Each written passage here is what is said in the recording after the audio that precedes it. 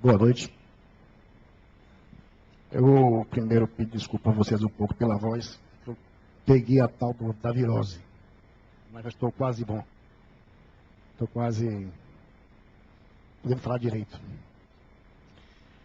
E, como hoje é quarta-feira, eu sempre acho esse dia uma festa. Todo mundo aqui, carinha triste, então bora rir. Hoje é um dia bom. Dia de quarta-feira é um dia de uma cura, né? É um dia da desobsessão. Então eu imaginei fazer aqui hoje o seguinte: vamos dar uma risadinha. Por que eu falei isso? Eu estava lendo outro dia, o Instituto Israelita Albert Einstein tem uma pesquisa que mostra que a risada compensa a dor. Quando você tem uma dor, tipo quebrar uma perna ou algo parecido, se você rir, a dor ameniza, porque o cérebro vai liberar uma tal de endorfina, eu não sou médico, mas me corrija quem for, e isso vai gerar prazer. Com isso você sente menos dor, certo? Então eu vou pedir a cada um de vocês que dê uma risadinha, nem que seja de canto de boca, olhando para o seu colega do lado, para contagiar um ou outro. Todo mundo dá uma risadinha, ó. Aí que fica melhor.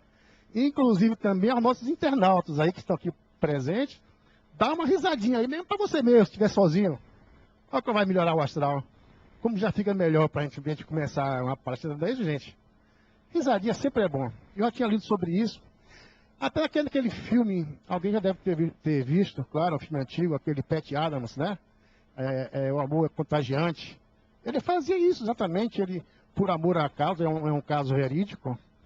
Ele contava piadas, ele se vestia de palhaço, ele fazia palhaçada no hospital. E isso ajudava aos pacientes a melhorarem. Então, de novo agora, boa noite. Ó, melhorou bastante. Também você de casa aí que está vendo a gente pela internet, também boa noite. Ouvi. Obrigado. Ok, gente? Bem, vamos à nossa palestra. Se eu acertar, mexer com isso aqui. Isso. Como foi dito, essa palestra sobre revelações e preconceitos, que é baseado no livro Seara dos Médiuns, que é um livro psicografado por Chico Xavier, de Emmanuel, certo? Eu, como sempre, tenho mania de verificar sempre as palavras, né? Então, vamos ver aqui o que é revelação. A gente indo no dicionário, revelação é mostrar algo, algo que não se conhece. Você vai revelar. É você descortinar, tirar o véu. Uma coisa que não tinha esse conhecimento, passa-se a ter conhecimento. Revelação é a verdade. Já que não se conhece, você vai revelar a verdade. Não existe você revelar uma mentira. Uma mentira todo mundo conhece. Então, você vai revelar. Tem vários tipos de revelação, né? Tem aquela revelação de novela mexicana, né? Pedro Augusto, seu pai, Marco Antônio, não é filho de Maria Cristina. É uma revelação. Mexicano, mas é tranquilo. Revelação existe de que forma? Quando nós contamos algum problema nosso a um amigo, certo? Revelação existe na ciência, quando a ciência descobre através de trabalho, de pesquisas, né? E mostra como funciona tal, como funciona, por exemplo, o ar que nós respiramos. Foi uma revelação na época dizer que era o H2O, né? Mas vamos nos ater um pouquinho na revelação divina, né? Revelação divina é revelação religiosa. Veio nos contar a verdade. Foi o meio que Deus usou para nos dizer, nos contar, nos mostrar a divindade, nos mostrar a criação, nos mostrar quem somos nós. E revelou de que forma? Revelou através de Moisés, né? Nós vamos lembrar que Moisés foi o grande revelador, vou falar aqui mais tarde sobre ele.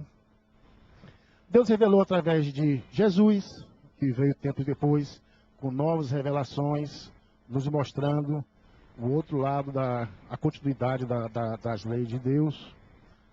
E, por último, a última revelação que nós temos foi o Espiritismo.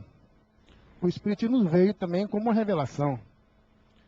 Nós vamos verificar que o Moisés e o Jesus, a revelação foi uma coisa pessoal, né? Então, uma pessoa revelou. Moisés revelou as leis mosaicas. Jesus revelou o Evangelho. O Espiritismo, diferentemente, não foi assim. Quem compilou as revelações foi o Allan Kardec.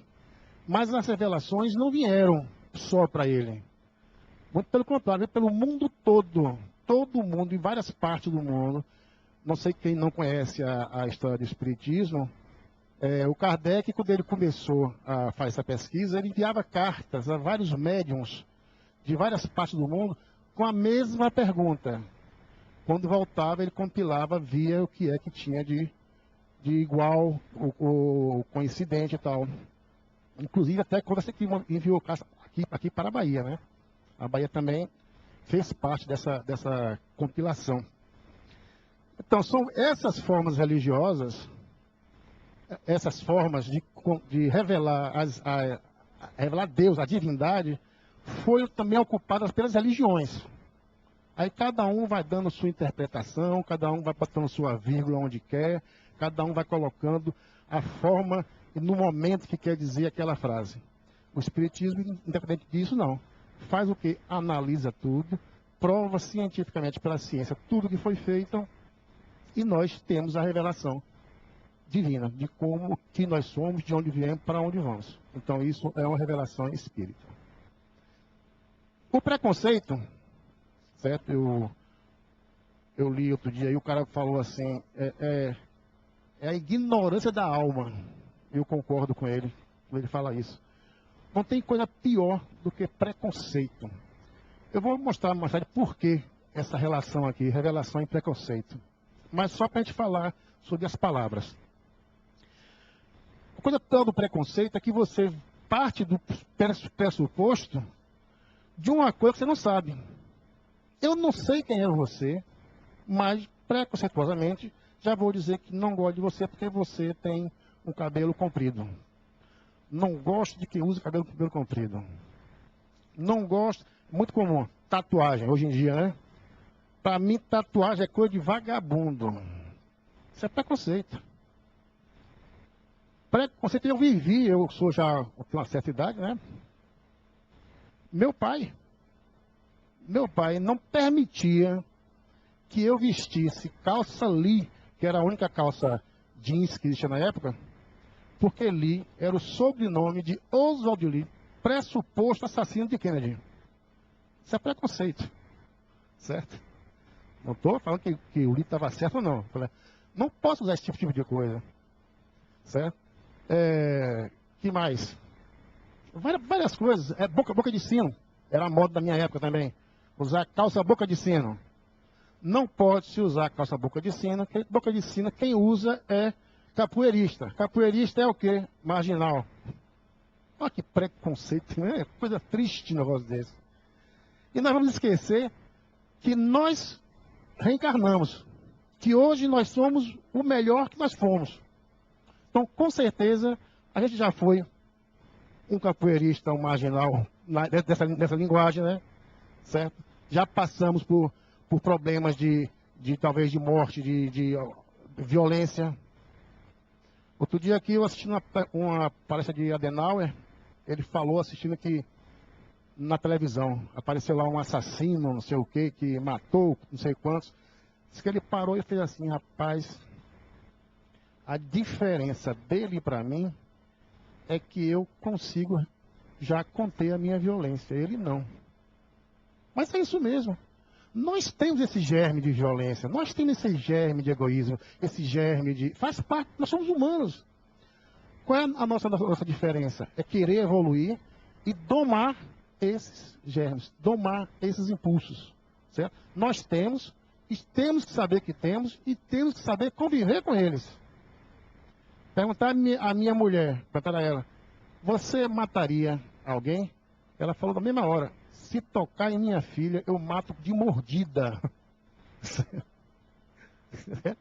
Então, nós temos isso. Então, não diga, não mato. Mato assim, rapaz. Não temos, não vamos matar por um tênis, como está hoje em dia, né? Por uma bobagem. Mas porque nós temos ainda esse gene. Nós não evoluímos o suficiente. Mas vamos adiante, né? Falar agora sobre o...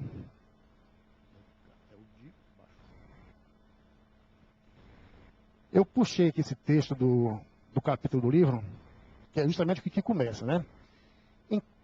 Lembre-se que essa aqui é o Emmanuel conversando, né? Falando para Chico Xavier para que ele escreva. Inquire-se, muitas vezes, por que motivo os instrutores desencarnados silenciam determinados temas doutrinários em determinadas regiões.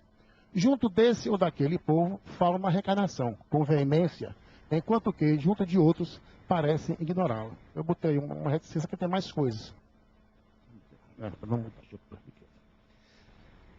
É o seguinte, em algum povo ele fala na reencarnação e outro não fala, certo? No suicídio, por exemplo, né, o espiritismo bate muito no suicídio, né? Suicídio é uma coisa que se não deve cometer de jeito nenhum.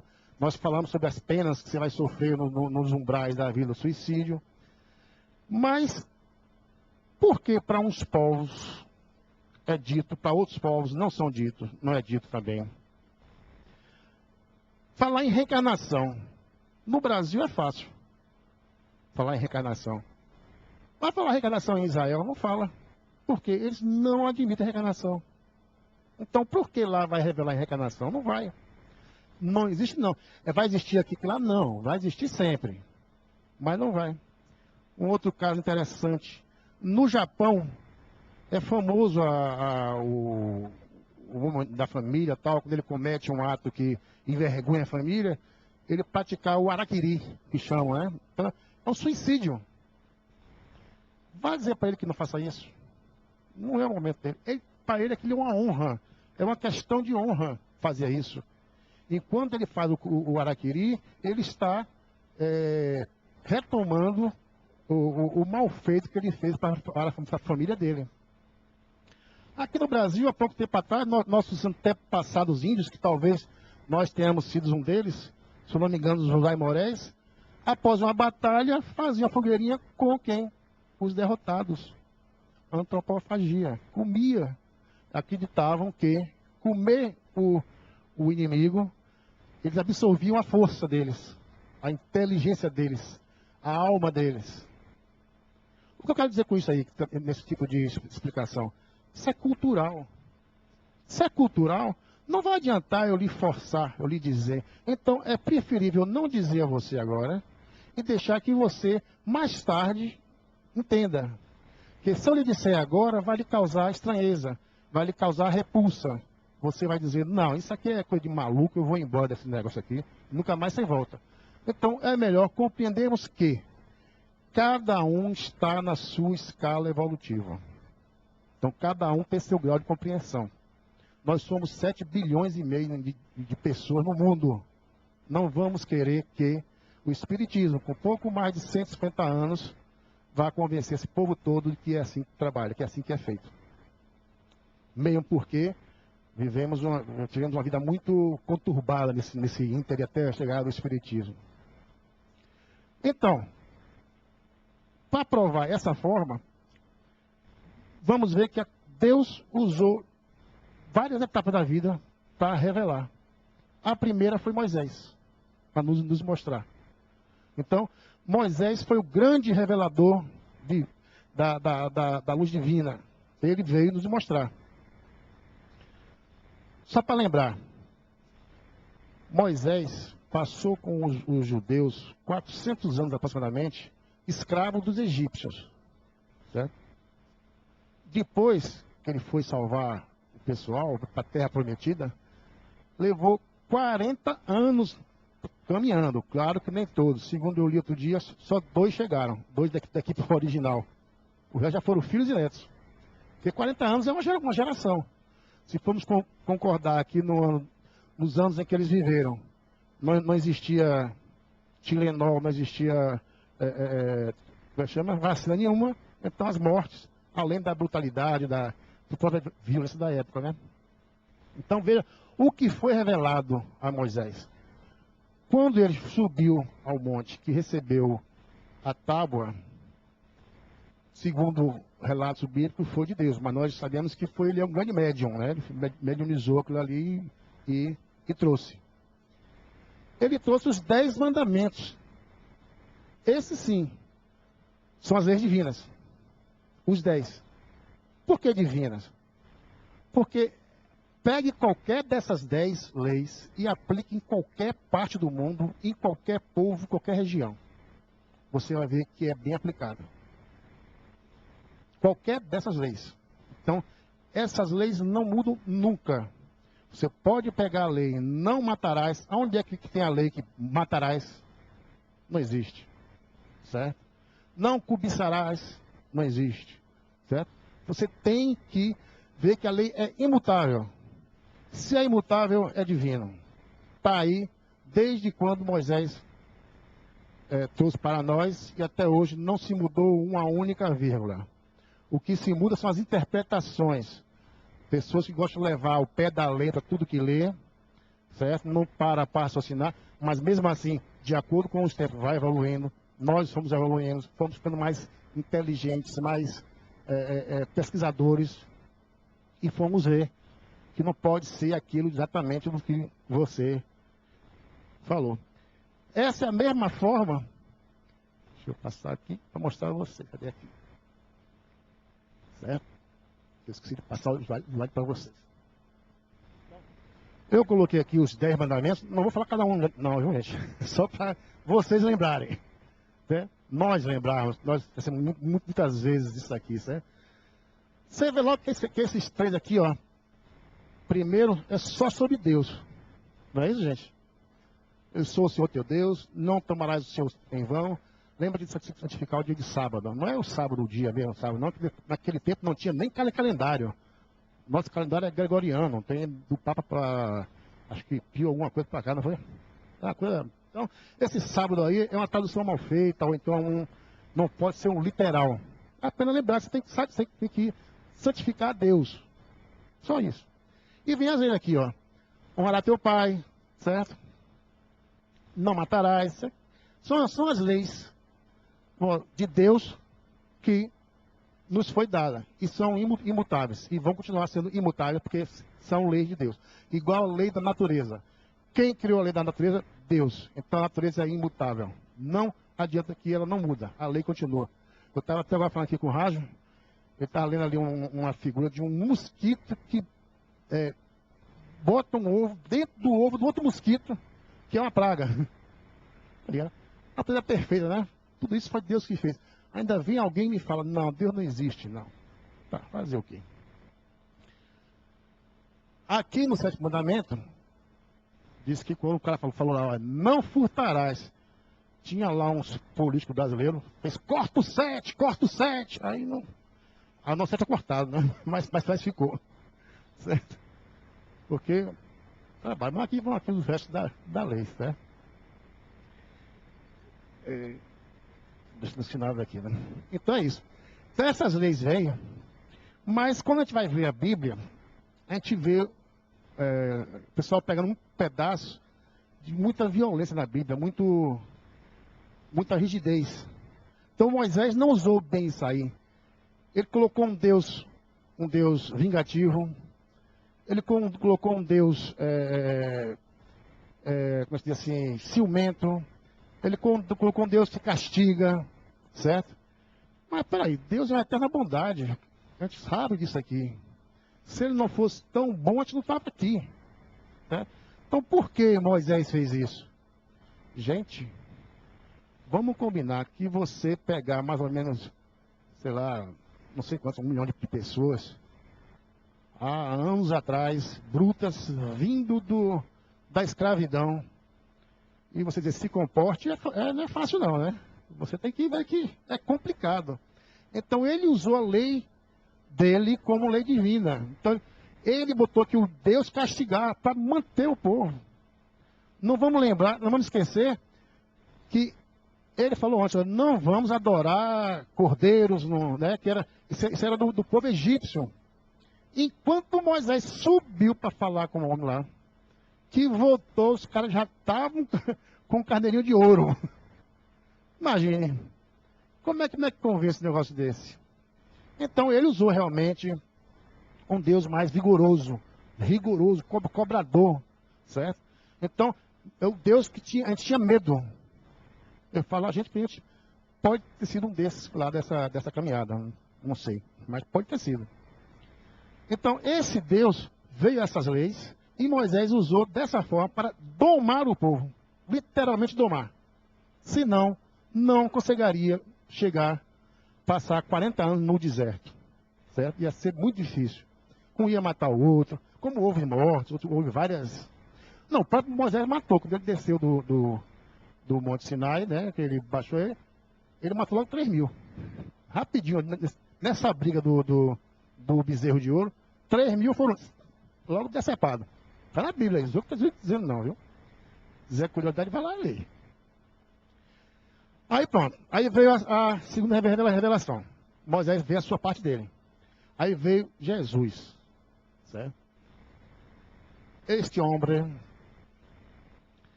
sabe quanto tempo depois Jesus veio? 1.400 anos, 1.300. Depois de Moisés. Olha o tempo que foi esperado para que o homem começasse a entender alguma coisa. Certo? E Jesus foi bem claro. Não vim destruir a lei. Certo? Vim fazer cumpri-las. Certo? Porque a verdade vos digo que o céu e a terra não passarão até que se cumpra tudo quanto está na lei. Até o último iota e o último ponto. Ele não veio destruir a lei porque a lei continua a mesma. Ele só veio dar nova interpretação. Jesus veio dizer que é amar a Deus acima de todas as coisas e ao próximo como a si mesmo. É a máxima. Se você fizer isso aí, está tudo bem. Se você amar a Deus e amar o próximo, você não vai roubar, você não vai matar, você não vai cobiçar, você não vai fazer nada. Você vai amar a Deus e amar o próximo. Só isso. Então, Jesus veio 1.400 anos depois, 1.300 anos, por aí, não se tem certeza da data, não, que não tinha, como falei, calendário naquela época, né? Difícil, mas tem. Esse pessoal que pega são os historiadores, que pegam por dados da Bíblia, né, dados arqueológicos, e vão calculando mais ou menos isso aí.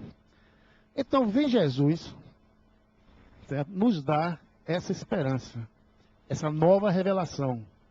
Com certeza, nós vimos que ele não foi aceito pelo próprio povo judeu. Não aceitou ele, porque ele quebrava os paradigmas. Ele não mudava a lei. Ele quebrava paradigma. Né?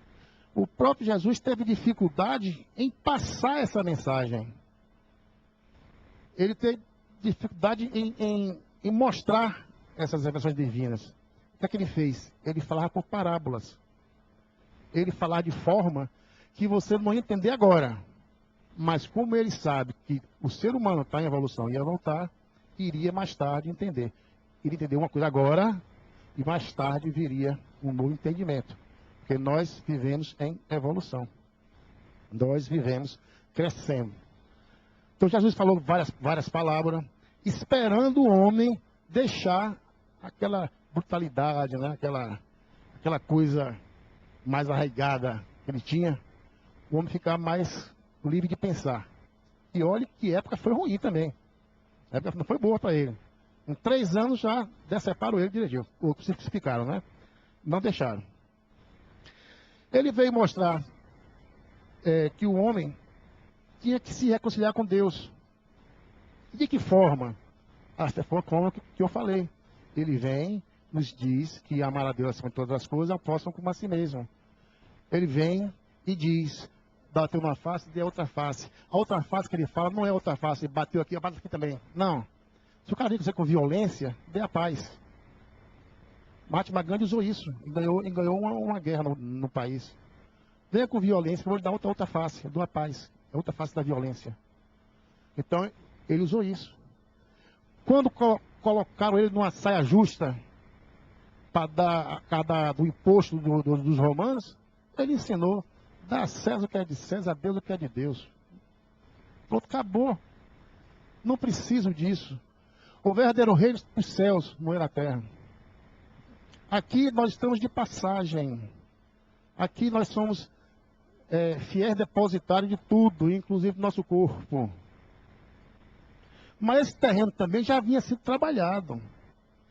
Se vocês forem ver a história, forem ler um pouquinho, você vai ver que Sócrates e Platão já falava na reencarnação, já falava da alma, da imortalidade da alma. Então isso já vem, ó, lá de trás. E Jesus fala disso, da imortalidade da alma. Que nosso reino não é daqui. Nosso reino é o reino dos céus. Mas o homem não entendeu direito ainda. O homem ainda queria mais. Egoístas nós somos. Quando eu falo homem, eu falo nós. Eu não me excluo não, que eu poderia estar assim, no meio disso aí. Por que não? Até hoje eu me sinto um pouco assim, meio... Sabe que tem hora que eu passo assim, mas rapaz, será que isso é sério mesmo? Bate aquela coisinha assim faz parte da gente mesmo. Tem que ter essa curiosidade, essa vontade de entender. É isso que o Espiritismo vem fazer com a gente, né? Por isso, nós vamos falar dele agora. Certo? O Espiritismo, que é a terceira revelação. Por que a terceira? Depois de muito tempo, certo? Jesus morreu há 2013, né? 2013 anos. Menos 150 aí do Allan Kardec. Veja quanto tempo para aparecer o Espiritismo dessa forma que foi feito. Né? Não chegou Allan Kardec e fez, olha, estou aqui com o livro. Não. Pesquisando entre os espíritos. Os espíritos se fizeram comunicar. Em que época isso é importante? Em que época foi feito isso? Na época em que se quebrava um pouco o poderio da igreja. Nós passamos na humanidade pelo menos 800 anos com a igreja mandando e desmandando, fazendo o que queria e o que não queria. Igreja e Estado era uma coisa só. Se vocês forem ler a história dessa igreja e desse Estado, é uma maluquice, certo? É um despautério. Então, foi quando justamente começou aquela revolução na França, né? Do iluminismo, do positivismo, certo? Karl Marx na Alemanha lançando o comunismo. Nessa balbúrdia, nesse caldeirão, aí lá nos Estados Unidos, tem as irmãs Fox, que começam a trabalhar as batidas na parede. Depois vocês vão ler sobre isso. Por sinal é o seguinte, isso aí eu só falei por cima assim, mas vocês podem aprender isso direitinho no curso básico. O curso básico tem uma aula só sobre o que é Espiritismo, como nasceu, é a primeira aula, por sinal. Tem uma aula só sobre Deus. Tem uma aula só sobre as leis de Deus. Veja como é um curso interessante, viu? Então vocês irem se inscrever, quem não se inscreveu ainda, para fazer. Então assim, voltando aqui ao assunto, então vejam a forma como foi revelado. Se esperou tanto, né? Se esperou mais 1000 anos para que de uma forma ou outra pudesse vir essa nova revelação. Desculpe.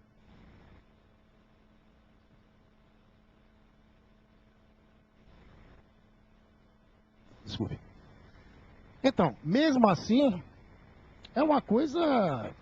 Até hoje se tem briga. Minha família é batista, metade presbiteriana. Eu sou a ovelha negra. Aí fala assim, isso é espírita mesmo? Eu sou. Certo? Sério mesmo, não estou brincando não. Certo? Aí fico na curiosidade com o mundo, todo mundo. E você fala com o espírito? E você fala com você quem? Ele diz o quê? Eu não sei não. Falo não. Certo? Então, veja que dizer, após 150 anos. Eu estava lendo outro dia um livro de tese, eu me esqueci o nome da menina agora. Ela escreveu uma tese sobre se o Espiritismo é uma religião. E ela conta a história do Espiritismo no Brasil. Rapaz, é ridículo, é uma coisa assim braba. Certo? Tem um padre tal de Manuel que o cara bate com força. Agora, veja como é perfeito. Ele bateu tanto, foi que ele levantou o Espiritismo. Certo? No Brasil, o Espiritismo era no Código Penal, era crime.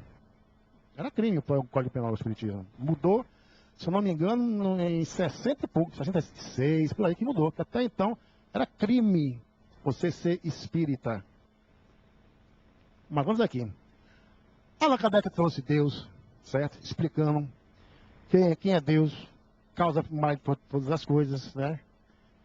Explicando a imortalidade do espírito, nos mostrando através de experiência. Porque o primeiro livro de Kardec, que foi o Livro dos Espíritos, ele só veio mostrando todas essas revelações. O que vai comprovar é o Livro dos Médiuns. Aí nos Médiuns, ele vem para toda a comprovação do que está dito aí. Então ele vai mostrar a imortalidade do espírito, certo? São provas que ele traz, que nós temos, certo? A comunicabilidade com o mundo espiritual, certo? Que não é nada demais, é comum. Outro dia alguém falou aí, você fala com o espírito por quê? Aí o outro falou, porque ele existe, só por isso. Se ele não existir, eu não falava, eu não falo com a cadeira, falo com o espírito, pronto, nada demais. O espírito é só nós sem a carne, mais nada, gente. Então ele mostra essa conversa que nós temos através da mediunidade que existe. Não foi o espiritismo que criou a mediunidade, certo? Isso vem desde muito antes da pedra, que o pessoal já começa a conversar com os espíritos. Isso aí não sou eu que digo, não é Kardec, isso aí você vai ver na história, certo? Pegar qualquer livro de história, você vai encontrar esse tipo de relato. Mostrar a reencarnação que é a prova lógica de que nós estamos aqui de passagem. Nós viemos para aprender, nós viemos para nos educar.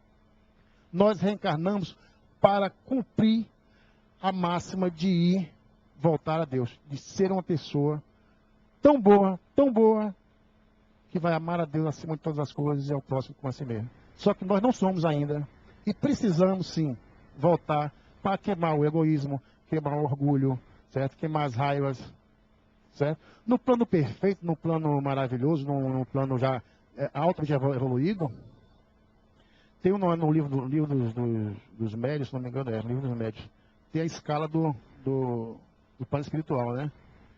É muito tênue, mas assim, a escala mais pura, ele não sabe nem o que é mal. Imagine, ele não sabe nem o que é maldade, tá? Nós sabemos, né? A gente sabe até ser mal. A gente sabe ser mal com as palavras, com gestos, certo? A gente sabe ser mal. Sabe, jogar aquele veneninho, certo? É comum a gente fazer isso. E a pluralidade dos mundos habitados. Por que dos mundos habitados? Porque nós temos um umbigo maior do que o mundo, achamos que toda a galáxia, todo o universo, um grãozinho de areia que é a Terra, certo? Foi feito só para nós. Só nós temos direito a viver, nós temos direito a ler, rir, chorar, amar, certo? Só nós, o universo todo não. Então Deus criou tudo isso só para nós. E a gente ainda fala que ainda fez nossa imagem e semelhança dele, ó. Que injustiça. Alguém outro dia me falou, não foi no filme que eu vi. Ó, se nós somos a imagem e semelhança de Deus, então o diabo é nossa imagem e semelhança. Certo? Eu vi isso no filme, parece. Achei isso interessante. Porque realmente, gente, não podemos confundir esse tipo de coisa. Deus é o divino, nós somos o divino, mas nós não compreendemos ainda. Nós estamos evoluindo. Então, Allan Kardec, através da codificação, ele nos trouxe essa nova revelação, mostrando todos esses caminhos. Observe que ele não mudou nada aqui, certo? Amar a Deus, amar o próximo.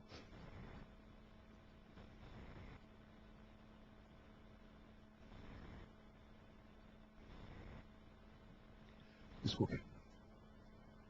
E que nós vamos evoluir, sim, através dessas reencarnações, desses mundos. Viemos de outro mundo. Hoje a gente vem mulher, amanhã a gente vem homem, certo? Amanhã a gente vem gay, outro não vem gay. Olha o preconceito hoje aqui, né? Só de gays. Você sabe lá o porquê que a pessoa está assim? Reencarnou assim? Sabe? Não tem ideia por quê. Ainda viu que não é doença. Não. Tem um motivo. Está reencarnada dessa forma porque tem um motivo. Nós não sabemos. Em alguns livros de André Luiz, vocês vão ver, certo, que até que eu li outro dia, como é? Sexo e Destino. Vocês vão ver que todo o desenvolvimento do livro recai sobre uma pessoa só. Uma pessoa, uma alma, um espírito só, causou tanto rebuliço, certo? Então, nós precisamos evoluir. Então, precisamos reencarnar. Depois daqui, vamos para outros mundos. Alguns autores falam que muitos de nós vieram de Capela. Capela, que é até mapeado pelos as NASA, né? Hein? Os astrônomos, isso. Qual foi a palavra? Obrigado. Capela chegou a um estado evolutivo tão grande, que essas pessoas começavam a desarmonizar. Aí fez, não, vocês vão sair daqui. Aí, ó, Jesus, com a sua bondade, fez, não, deixa que eu cuidar deles. Aí nós fomos para cá. Certo? O próprio Djalma Margolo fala, aquela briga lá de Israel com o judeu com o palestino não vai acabar nunca. Eles reencarnam ali mesmo, já vem brigando de lá, certo? Então isso não vai acabar nunca. Vai ficar ali até um dia quando alguém resolver reencarnar fora daquele eixo. Certo? Então, essa são as revelações. Certo? Que, eu vou contar um pouquinho mais rápido, né? Que o Espiritismo nos trouxe. E agora, vamos falar um pouco de outras revelações que estarão vindo e que estão vindo. Não foi só o Allan Kardec, através de todos os seus contatos, né? De todas as suas pesquisas, recebendo auxílio de vários espíritos, né? Santo Agostinho, Leon Denis, e vários outros aí que ajudaram, que não sei de cabeça não. Mas hoje temos aqui, ó, o Emmanuel, certo? Que vem nos mostrar, nos ensinar mais alguma coisa. Nós temos o Leon Denis aqui, que ele sempre tem um livro bom para você ler, para você aprender mais, certo? Nós temos Joana de Ângeles, certo? São espíritos que já chegaram a um grau de evolução maior, certo? E que nos vem ensinar através da mediunidade, através de médiuns tipo Divaldo Franco, Chico Xavier, certo? Temos o mais conhecido nosso aqui, né? O André Luiz, certo?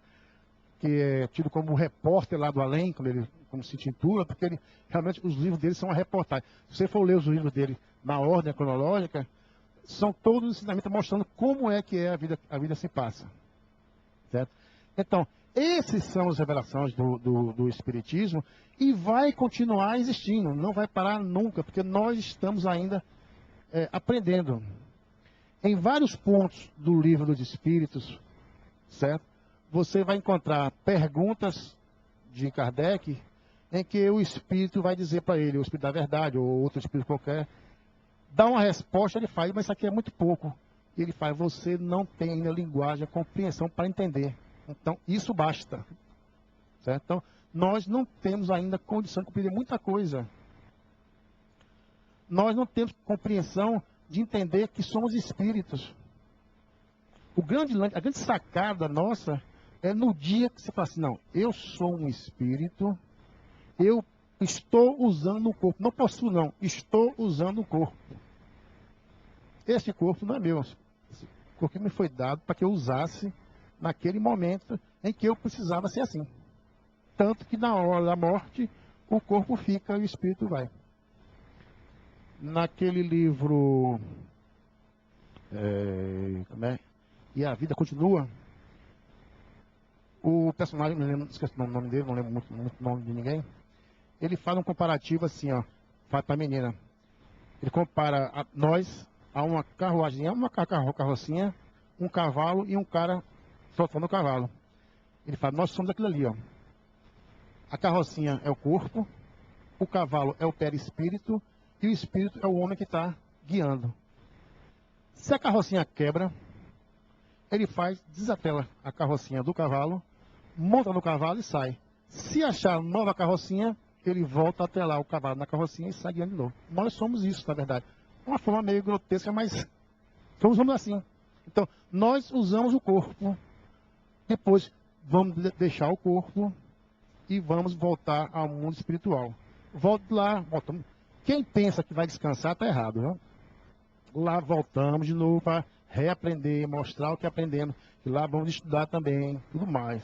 Não vamos ficar sossegados. Não pense em descanso eterno que não existe. Certo? Quer descansar, mas isso aqui agora. Mas não aconselho, porque você precisa trabalhar para o que você veio fazer. Senão você vai repetir de ano. Nós nunca evoluímos, mas podemos estacionar. Então não estacione. Puder adiantar, adiante. Certo? Não puder, vá na sua toada. E vamos falar agora aqui um pouco sobre preconceito.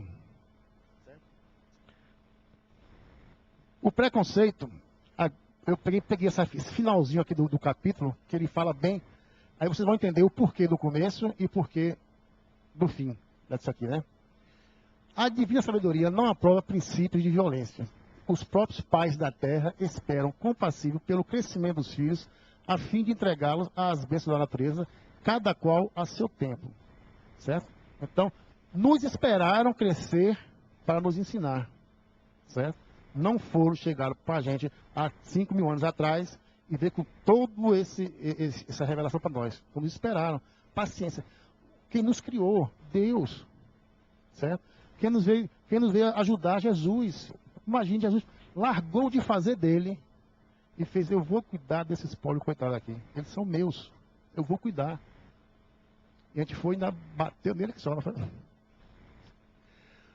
Contudo, porque a vida nos traz a todos o claro dever da tolerância fraterna, ensinando-nos a respeitar os preconceitos dos outros. Não temos a obrigação de adorar ou louvar, propagar ou seguir preconceito algum.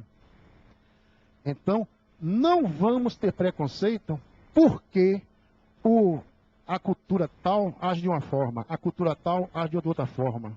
Certo? Eles também, com certeza, vão achar que nós agimos de outra forma. Certo? Não vamos ter preconceito porque nós estamos hoje aqui, mas já estivemos lá. E vamos voltar para outro lugar. Então, não vamos ter preconceito, certo? De raça, de sexo, né? de cor. Porque nós também somos assim. Nós já nascemos um homem e mulher. Nós precisamos disso, certo? Para evoluir. Não vamos ter preconceito porque eu sei falar 5 idiomas. Você não sabe nenhum. Se você falar 5 idiomas e ser uma pessoa ruim, para que serve isso? Acho que é o Sócrates que ele fala, né? Ele fala do discurso, né? Ele fala: o discurso é belo, mas quando ele engana é feio, né? Então o discurso é feio. Então é a lógica de Sócrates. Então, para quê? Certo? Então, sejamos conscientes. Não devemos ser, porque nós sabemos que nós também já fomos. Somos o melhor de todas as nossas vidas. Certo? Então, imagine, eu me acho realmente horrível na vida passada. Eu me acho mesmo. Eu não acho nenhuma bondade, não. Eu era um cara totalmente agnóstico. Eu vim para o Espiritismo agora, aqui com meus 40 e poucos anos. Então, não gostava de religião nenhuma. Meu passatempo para falar mal das religiões.